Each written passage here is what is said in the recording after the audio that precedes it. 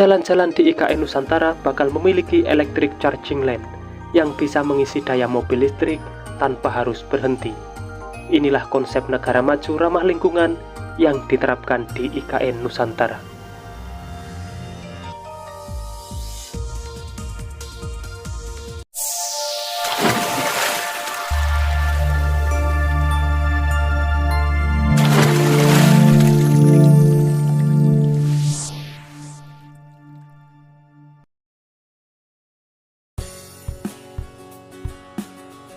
Assalamualaikum semuanya. Dengan instruksi Presiden Jokowi bahwa nanti di IKN tidak ada mobil bensin maupun diesel dan harus menggunakan mobil ramah lingkungan yaitu mobil listrik, maka jalan-jalan di IKN akan didesain memiliki electric charging lane yang mampu mengisi baterai mobil tanpa harus berhenti. Teknologi negara maju ini akan diterapkan supaya di IKN tidak terjadi macet dan ramah lingkungan. Dan berikut informasi selengkapnya. Seperti biasa, sebelum berlanjut ke pembahasan, dukung selalu channel ini untuk terus berkembang dengan cara subscribe dan nyalakan loncengnya, supaya kalian dapat mengikuti update terbaru pembangunan di Indonesia. Ibu kota negara Nusantara di Kalimantan Timur akan menerapkan konsep cerdas dan berkelanjutan. Nantinya, di IKN Nusantara hanya akan ada kendaraan ramah lingkungan. Mobil bensin dan diesel dilarang masuk IKN Nusantara. Untuk mendukung kendaraan listrik ramah lingkungan, di IKN Nusantara akan dibangun infrastruktur jalan yang bisa mengisi ulang daya baterai kendaraan.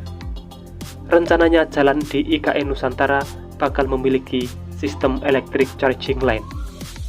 Hal itu disampaikan oleh Kepala Satgas Pelaksanaan Pembangunan Infrastruktur IKN, Kementerian Pekerjaan Umum dan Perumahan Rakyat, Danis H. Sumandilaga.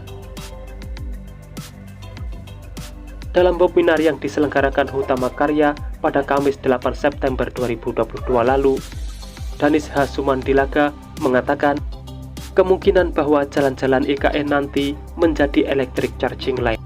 Dan ini sudah berjalan sekarang konsep ini di beberapa negara di dunia. Sudah banyak yang melakukan uji coba. Apa yang dimaksud electric charging lane? Sederhananya, electric charging lane adalah jalur jalan yang bisa mengisi ulang daya kendaraan listrik secara nirkabel. Ketika kendaraan listrik melewati jalur tersebut, maka otomatis baterai bisa terisi dayanya. Cara kerjanya sama seperti pengisian daya ponsel nirkabel atau wireless charging. Untuk bisa menikmati fungsi electric charging lane, mobil listrik harus memiliki receiver atau penerima.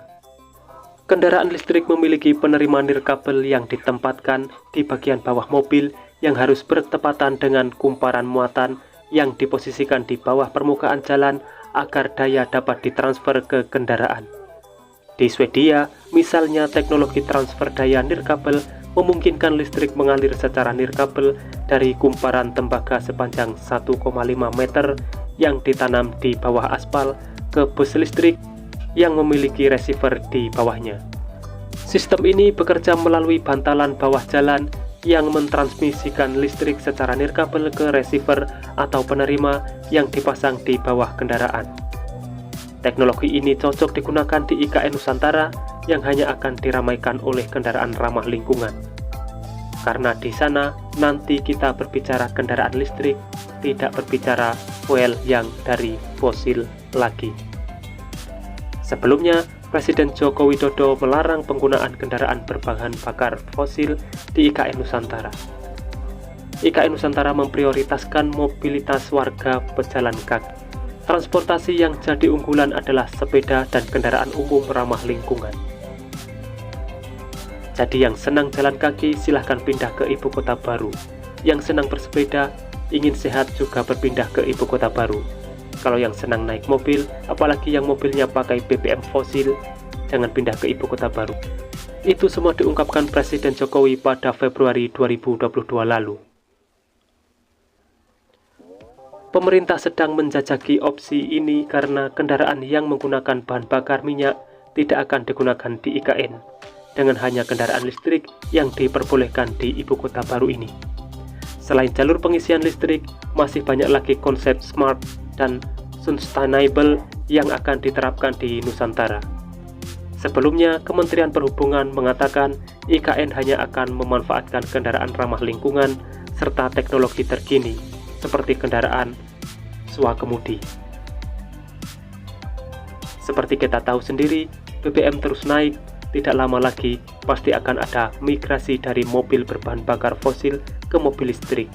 Entah berapa tahun lagi, tapi migrasi kendaraan pasti akan terjadi. Alasannya kenapa? Selain karena BBM mahal, alasan lainnya adalah keefisienan kendaraan listrik dan juga kemajuan zaman. Itulah informasi yang bisa saya sampaikan. Semoga sedikit banyaknya ada manfaat yang bisa diambil. Dan temukan informasi yang tidak mungkin kalian temukan di tempat lain, karena hanya di sini informasi yang tidak dibahas akan saya bahas secara lengkap. Jadi pantau terus channel ini untuk mendapatkan jawaban dari apa yang kalian cari. Sudah saatnya saya undur diri dan wassalamualaikum warahmatullahi wabarakatuh. Sampai bertemu di video menarik selanjutnya.